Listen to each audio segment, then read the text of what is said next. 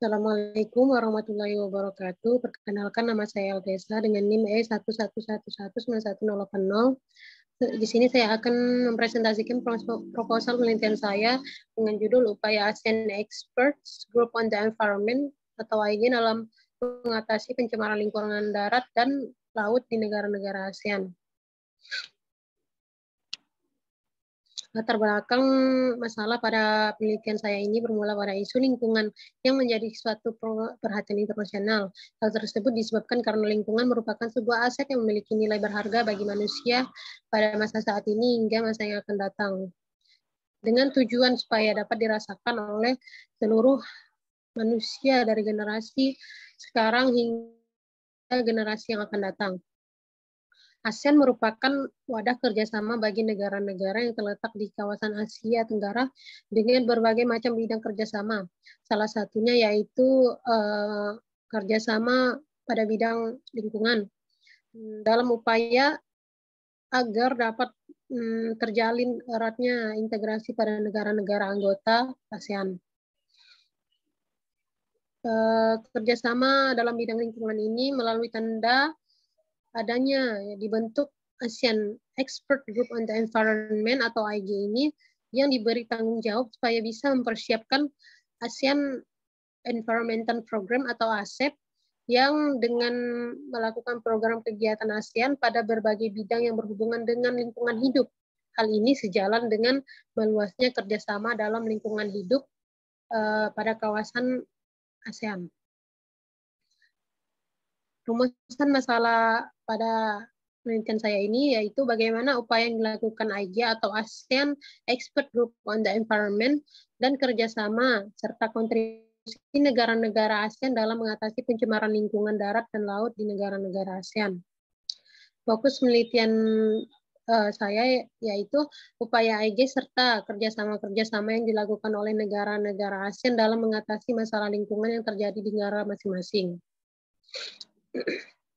Kerangka teori dan konsep, yaitu yang pertama teori regionalisme. Teori regionalisme terdapat pada buku Regionalisme dalam Studi Hubungan Internasional karangan Nuraini S. dan kawan-kawan menjelaskan bahwasanya kerjasama regional memiliki berbagai bentuk kerjasama yang terlibat. Di antaranya yaitu kerjasama politik, kerjasama ekonomi, kerjasama fungsional, serta kerjasama yang melibatkan permasalahan di luar negeri, sama halnya dengan kerjasama ASEAN dalam mencari kesepakatan dalam kepentingan bersama. Negara-negara di kawasan ASEAN yang mempunyai kedekatan geografis yang berkeinginan bersatu demi tujuan yang kepentingan bersama dalam memecahkan permasalahan pencemaran lingkungan di kawasan negara-negara tersebut.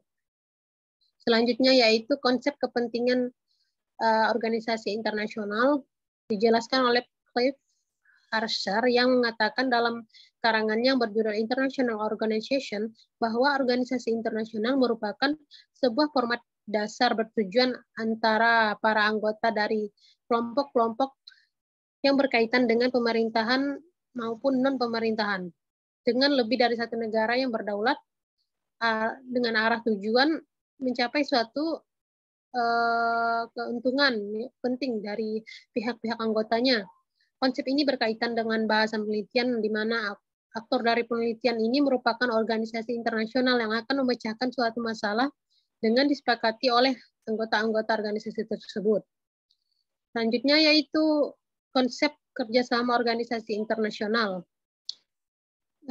Menurut Dokti dan Plasdrap menjelaskan bahwa konsep kerjasama merupakan bagaimana suatu kerjasama berjalan dan tujuan dari kerjasama tersebut lebih dominan untuk kepentingan individu maupun kerjasama. Hal ini berkaitan dengan penelitian kali ini membahas tentang kerjasama negara ASEAN dengan tujuan dan kepentingan masing-masing dalam memecahkan permasalahan pencemaran lingkungan di kawasan. Pihak aktor negara yang membangun interaksi kerjasama melewati jalur suatu organisasi internasional. Hal tersebut dapat disyaratkan menjadi serangkaian kesepakatan peraturan yang akan disepakati oleh nilai norma.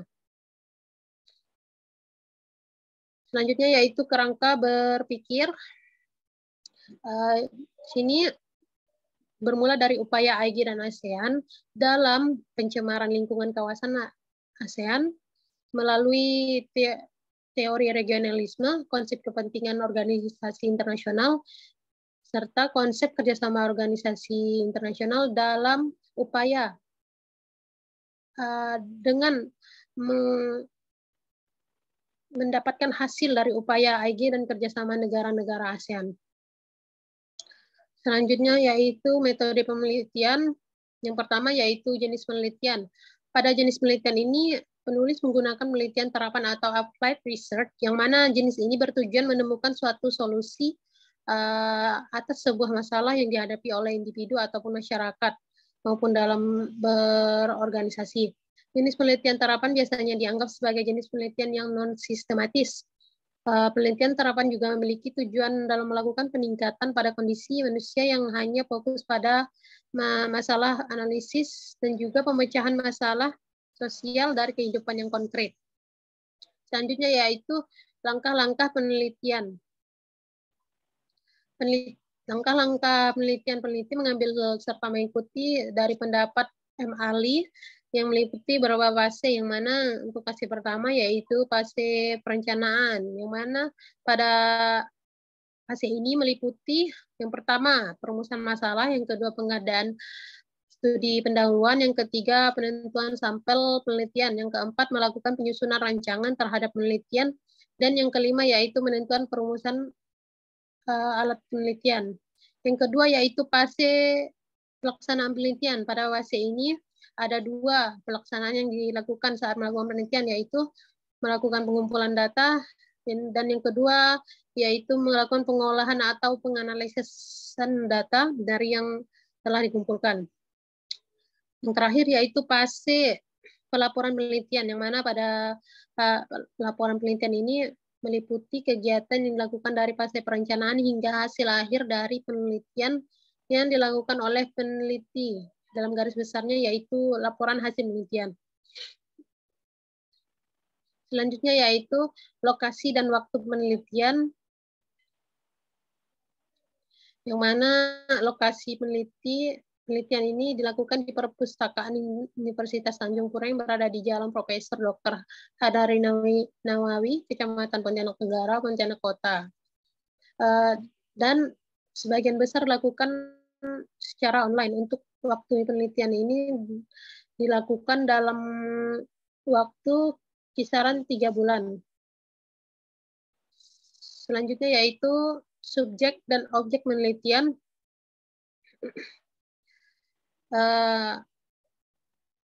Unit analisa dari pada penelitian ini meliputi AIG dan negara-negara yang termasuk serta terlibat dalam ASEAN, dan juga terlibat dalam upaya mengatasi pencemaran lingkungan di darat dan di laut pada kawasan ASEAN. Untuk unit eksplanasinya yaitu upaya serta kebijakan dari negara-negara yang terlibat dalam mengatasi terjadinya pencemaran lingkungan darat dan laut ASEAN. Untuk instrumen pengumpulan data, dengan melalui studi pustaka yang biasanya digunakan dalam memperoleh informasi, seperti melalui catatan seperti buku, skripsi, jurnal, dan artikel resmi. Untuk teknik keabsahan data, dengan menggunakan teknik validasi triangulasi, yang mana teknik validasi ini sering dijumpai pada penelitian kualitatif.